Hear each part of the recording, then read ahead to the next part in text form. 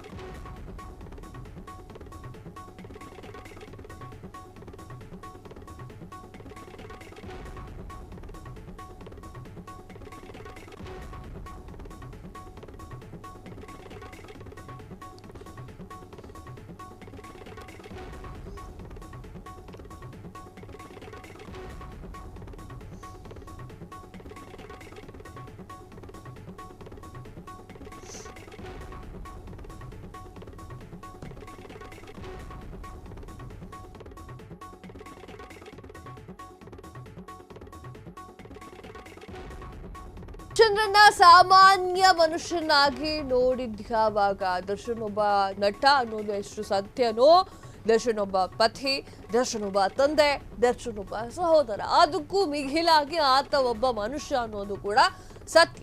ದೇವತಾ ಮನುಷ್ಯ ಅಲ್ಲ, ಅಭಿಮಾನಿಗಳಿಗೆ ದೇವರಾದ್ರೂ ಕೂಡ ದರ್ಶನ್ ಒಬ್ಬ ಮನುಷ್ಯ, ದರ್ಶನ್ ಕೂಡ ಒಬ್ಬ ಮನುಷ್ಯ. ಹಿಂಗಾಗಿ ಅವರಿಗೂ ಕೂಡ ರೋಗ ರುಜಿನಗಳು ಸಹಜ. ದರ್ಶನ್ಗೆ ಬೆನ್ನು ನೋವು, ಖಿನ್ನತೆ, ಫಂಗಸ್ ಎಲ್ಲವೂ ಕೂಡ ಇರಬಹುದು. ಚಿಕ್ಕ ಚಿಕ್ಕ ಸೌಕರ್ಯಕ್ಕಾಗಿ ಕೋರ್ಟ್ ಮೊರೆ ಹೋಗ್ತಾ ಇದ್ದಾರೆ. ಈ ಎಲ್ಲದರ ನಡುವೆ ಸಮಾಜ ದರ್ಶನ್ ಪತ್ನಿ ಮಗನನ್ನ ಮರೆತಿದೆ. ಅಭಿಮಾನಿಗಳ ಅತಿರೇಕ, ಸ್ನೇಹಿತರ ಮೌನ, ವಿರೋಧಿಗಳ ಅಟ್ಟಹಾಸ, ಶತ್ರುಗಳ ಕೆಂಗಣ್ಣಿನ ನೋಟ, ಜೈಲುವಾಸ, ಕೋರ್ಟ್ಗೆ ಅಲೆದಾಟ ದರ್ಶನ್ ಅವರ ಮನಸ್ಸಿನ ಮೇಲೆ ಎಂಥ ಪರಿಣಾಮ ಬೀರಬಹುದು. ಎಸ್ ವೀಕ್ಷಕರೇ, ದರ್ಶನ್ ಚಾಲೆಂಜಿಂಗ್ ಸ್ಟಾರ್ ದರ್ಶನ್ ಅವರ ಒಂದು ಜೀವನವನ್ನ ನಾವು ಹೇಳಬೇಕು ಅಂತ ಅಂದ್ರೆ, ಅದರ ಬಗ್ಗೆ ಮಾತನಾಡಬೇಕು ಅಂತಂದ್ರೆ, ಮೋಸ್ಟ್ಲಿ ಅವರು ಲೈಟ್ ಬಾಯ್ ಆಗಿ ಕೆಲಸ ಮಾಡ್ತಾ ಇದ್ರಲ್ಲ, ಅಲ್ಲಿಂದ ನಾವು ಶುರು ಮಾಡಬೇಕಾಗತ್ತೆ. ಬಟ್ ಎಲ್ಲ ವಿಚಾರಗಳು ಅವರ ಅಭಿಮಾನಿಗಳು ತಿಳ್ಕೊಂಡಿದ್ದಾರೆ. ಸೊ ಆ ಒಂದು ಕಾರಣಕ್ಕೆ ಇದ್ರ ಬಗ್ಗೆ ಏನೂ ಕೂಡ ಮಾತನಾಡುವುದಿಲ್ಲ ನಾನು. ದರ್ಶನ್ಗೆ ಎಷ್ಟೇ ನೋವಿದ್ರು ಅಥವಾ ಎಷ್ಟೇ ಪೆಟ್ಟಾದ್ರೂ ಅಭಿಮಾನಿಗಳನ್ನ ಎಂದು ಕೂಡ ನೋಯಿಸಿದವರಲ್ಲ. ಯಾವುದೋ ಒಂದಷ್ಟು ವಿಡಿಯೋಗಳು ಸಹಜವಾಗಿ ವೈರಲ್ ಆಗಿತ್ತು, ಇಲ್ಲ ಅಂತ ಹೇಳ್ತಾ ಇಲ್ಲ. ಆದರೆ ಆ ಒಂದು ಸಂದರ್ಭಕ್ಕೆ ದರ್ಶನ್ ಹೇಳಿರುವಂತಹ ಮಾತದಷ್ಟೇ. ಇನ್ನು ರೇಣುಕಾಸ್ವಾಮಿ ಹತ್ಯೆ ಪ್ರಕರಣಕ್ಕೆ ಸಂಬಂಧಪಟ್ಟಂತೆ 8 ಆರೋಪಿಯಾಗಿ ಜೈಲು ವಾಸವನ್ನು ಅನುಭವಿಸ್ತಾ ಇರುವಂತಹ ದರ್ಶನ್ಗೆ ಸಹಜವಾಗಿ ರೋಗ ರುಜಿನಗಳು ಬರುವಂತದ್ದು ಇದ್ದೇ ಇರುತ್ತೆ. ಯಾಕಾಗಿ ಹೀಗೆ ಹೇಳ್ತಾ ಇದ್ದೇನೆ ಅಂತ ಹೇಳಿ, ದರ್ಶನ್ ಬೆನ್ನು ನೋವಿನಿಂದ ಬಿದ್ದು ಒದ್ದಾಡ್ತಾ ಇರುವಂತಹ ದೃಶ್ಯವನ್ನ ನೀವೀಗ ಆಲ್ರೆಡಿ ಸ್ಕ್ರೀನ್ ಮೇಲೆ ನೋಡ್ತಾ ಇದ್ದೀರಾ.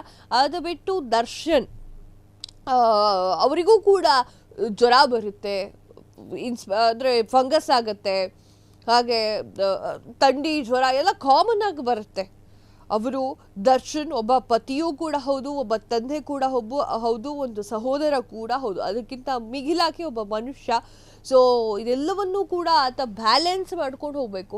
ಹಾಗೆ ಜೈಲಿನಲ್ಲಿ ಇದ್ದಾಗ ಆತನ ಮಾನಸಿಕ ಸ್ಥಿತಿಯನ್ನು ಕೂಡ ಆರಾಮಾಗಿ ಇಟ್ಟುಕೊಳ್ಬೇಕು. ಹಾಗೆ ಕೋರ್ಟ್ ಮೊರೆಯನ್ನ ಹೋಗ್ತಾ ಇರ್ತಾರೆ ಅವರು ಚಿಕ್ಕ ವಿಚಾರಗಳಿಗೆ. ನನಗೆ ಸೌಲಭ್ಯಗಳು, ಸೌಕರ್ಯಗಳು, ನಾನು ಓಡಾಡುವಾಗೂ ಇಲ್ಲ, ಸೂರ್ಯನ ಕಿರಣವನ್ನ ನೋಡಿಲ್ಲ, ದಯಮಾಡಿ ವಿಷ ಕೊಡಿ ಅಂತ ಕೇಳ್ಕೊಂಡಿರುವಂಥದ್ದನ್ನು ನಾವು ನೋಡಿದ್ದೇವೆ.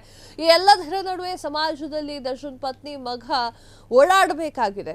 ಅಭಿಮಾನಿಗಳು ಅತಿರೇಕವನ್ನ ಮೆರಿತಾ ಇದ್ದಾರೆ, ಸ್ನೇಹಿತರು ಮೌನವಾಗಿದ್ದಾರೆ, ವಿರೋಧಿಗಳು ಅಟ್ಟಹಾಸವನ್ನ ಮೆರಿತಾ ಇದ್ದಾರೆ, ಶತ್ರುಗಳು ಕೆಂಗಣ್ಣಿನ ನೋಟವನ್ನ ನೋಡ್ತಾ ಇದ್ದಾರೆ. ಜೈಲು ವಾಸ, ಕೋರ್ಟ್ಗೆ ದರ್ಶನ್ ಅಲೆದಾಟವನ್ನ ಮಾಡ್ತಾ ಇದ್ದಾರೆ. ದರ್ಶನ್ ಅವರ ಮನಸ್ಸಿನ ಮೇಲೆ ಅದೆಂಥ ಪರಿಣಾಮ ಬಿದ್ದಿರಬಹುದು, ಹಾಗೂ ಅವರ ಮಾನಸಿಕ ಸ್ಥಿತಿ ಸದೃಢವಾಗಿರಬೇಕು. ಆ ಒಂದು ಹೊತ್ತಿನಲ್ಲಿ ಮಾನಸಿಕ ಸ್ಥಿತಿಯನ್ನ ಏರುಪೇರು ಮಾಡಿಕೊಂಡು ಕೂಡ್ದು ದರ್ಶನ್ ರೋಗ ರುಜಿನಗಳು ಬಂದರೂ ಕೂಡ ಅವರು ಯಾರು, ಅವರು ಬಂದಿರುವಂತಹ ದಾರಿ ಏನು, ತಮ್ಮ ಸಾಧನೆ ಏನು ಅನ್ನೋದನ್ನ ಅವರು ಮನನ ಮಾಡಿಕೊಂಡ್ರೆ ಜೈಲು ವಾಸದಲ್ಲಿ ಅನುಕೂಲವಾಗುತ್ತೆ.